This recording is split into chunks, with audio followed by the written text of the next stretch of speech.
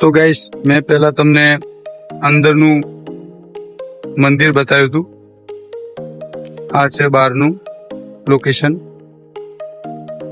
દસાડા ગામ.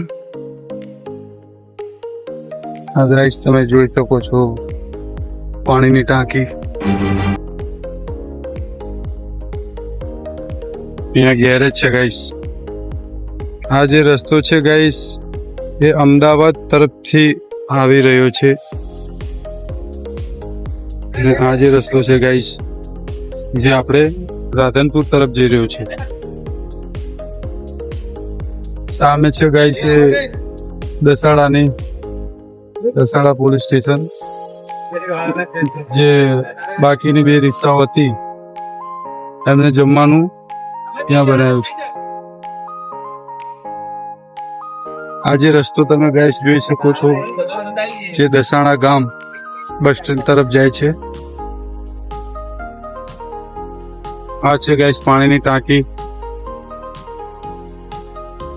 અમદાવાદ થી રાધનપુર તરફ જે રોડ જઈ રહ્યો છે ત્યાં તમે જોઈ શકો છો કે સાહિલ પાન પાર્લર કરીને એક શોપ આવેલી છે.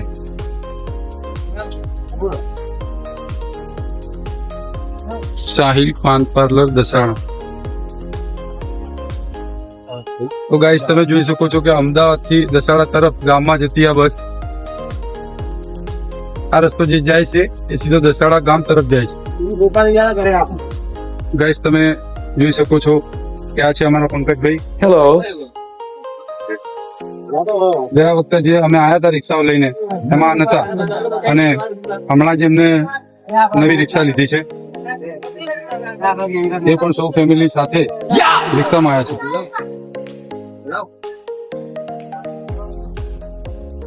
આ છે અમારા મોટા ભાઈ વિક્રમભાઈ. હાય. એ પણ રિક્ષામાં આવ્યા છે.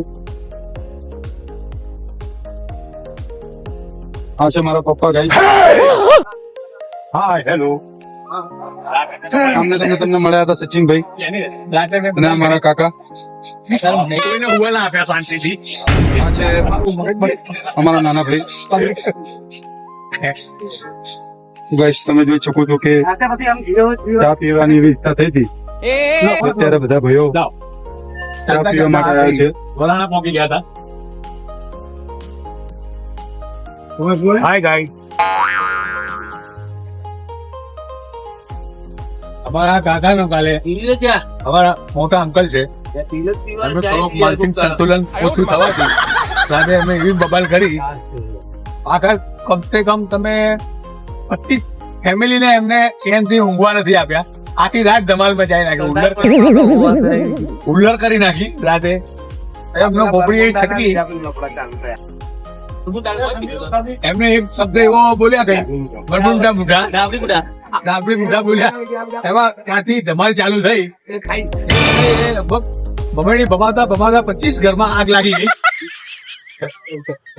એમાં કોઈ માણસ સાંભળી આજે ઊંઘ્યા નથી. આ પોતે બી વડાણા જતા રહ્યા ચાલતા ચાલતા. પછી એમને લેવા કોણ ગયું? હું ગયો હતો. હું ને મારા એક બીજા કાકા જે બંને ગયા હતા રિક્ષા લઈને. ત્યાં ભાઈ બીડી પીતા હતા બેઠા બેઠા.